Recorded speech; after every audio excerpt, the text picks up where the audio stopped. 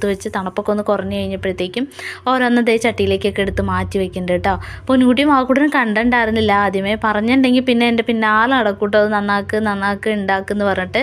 അതുകൊണ്ട് ഇനി ഉണ്ടാക്കാൻ നേരത്ത് കണ്ടാൽ മതിയല്ലോ എന്ന് വിചാരിച്ച് ഞാൻ ആദ്യമേ കാണിച്ചു കൊടുത്തിട്ടുണ്ടായിരുന്നില്ല കേട്ടോ. അങ്ങനെ അച്ഛൻ എപ്പോഴോ പറഞ്ഞു ദേ ഞണ്ട് കൊണ്ടുവന്നിട്ടുണ്ടെന്ന് പറഞ്ഞായിരുന്നു. ഓടി പിന്നെ എൻ്റെ പിന്നാലെ നടക്കുമായിരുന്നു കേട്ടോ. നന്നാക്കാൻ വേണ്ടി എടുത്തപ്പോൾ എൻ്റെ കൂടെ തന്നെ വന്നിരുന്നു. പിന്നെ ഇതൊരു പൂച്ചക്കുഞ്ഞ് വന്നിട്ടുണ്ട്, അതിന് ഇട്ട് കൊടുക്കാനാട്ടോ പറയണേ. ഞണ്ടിൻ്റെ അതിനകത്തുനിന്ന് മുഴുവൻ ഇങ്ങനെ എന്താ പറയുക, ആ ഞണ്ടിൻ്റെ കാലും ഒന്നും അങ്ങനെ അധികം കഴിക്കാൻ പറ്റില്ലല്ലോ. കഴമ്പൊക്കെ ഉള്ള ഭാഗമാണെങ്കിൽ പൂച്ചയ്ക്ക് ഇട്ട് കൊടുക്കാനും അതിനകത്തൊന്നുമില്ല. അങ്ങനെ അതൊക്കെ നന്നാക്കി എടുത്ത് കഴിഞ്ഞിട്ട് ഇത് വറുത്തരച്ച് വെക്കാമെന്ന് വിചാരിച്ചിട്ട്. അപ്പോൾ തേങ്ങ പൊട്ടിച്ചപ്പോഴത്തേക്കും നല്ല ബോൾ പോലെ ഇരിക്കുമായിരുന്നേ. ഞാൻ അത്യാവശ്യം ഉണക്ക തേങ്ങ നോക്കി തന്നെയായിട്ട് എടുത്തത്. വറുത്തരയ്ക്കുമ്പോൾ ഇതേപോലത്തെ തേങ്ങ അരയ്ക്കുകയാണെങ്കിൽ ഒരു പ്രത്യേക ടേസ്റ്റ് തോന്നാറുണ്ട്. അതുകൊണ്ട് ഞാനത് എടുത്തു, നന്നായിട്ട് മുറിച്ച് കുഞ്ഞു കുഞ്ഞു കഷ്ണങ്ങളാക്കിയിട്ട് ജാറിലിട്ട് പൊടിച്ചെടുത്തു കേട്ടോ.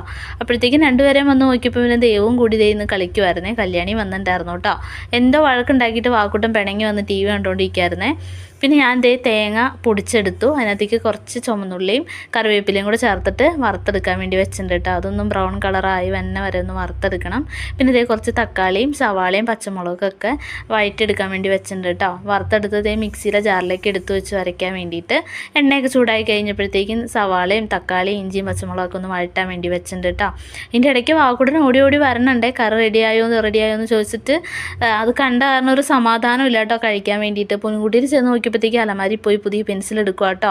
ഓരോ പെൻസിലെടുക്കും, കൂർമ്പിക്കും, കുറച്ച് നേരം എഴുതും, അത് കഴിയുമ്പോൾ അടുത്ത് എടുക്കും. ഇത് തന്നെ കേട്ടോ. പിന്നെ വന്ന് അടുക്കളയിൽ നോക്കിയപ്പോഴത്തേക്കും വാക്കുട്ടൻ തന്നെ ഇരുന്ന് ഇളക്കുവാണേ. വേഗം ഇളക്കി കഴിഞ്ഞാൽ വേഗം വെന്ത് കിട്ടും എന്നുള്ള ധാരണയിൽ ഞാൻ വഴറ്റാൻ വെച്ചത് തന്നെ ഇരുന്ന് ഇളക്കുമായിരുന്നു കേട്ടോ.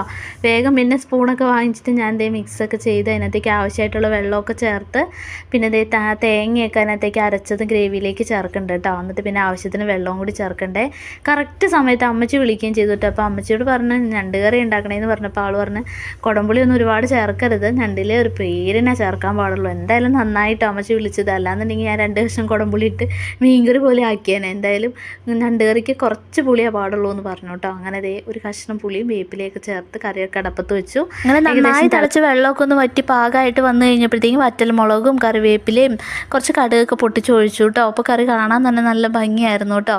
പിന്നെ അവർക്ക് രണ്ടുപേർക്കും വേഗം തന്നെ കഴിക്കാൻ വേണ്ടി കൊടുത്തു. ധൃതിയിലിരിക്കുകയായിരുന്നു കേട്ടോ കഴിക്കാൻ വേണ്ടിയിട്ട്.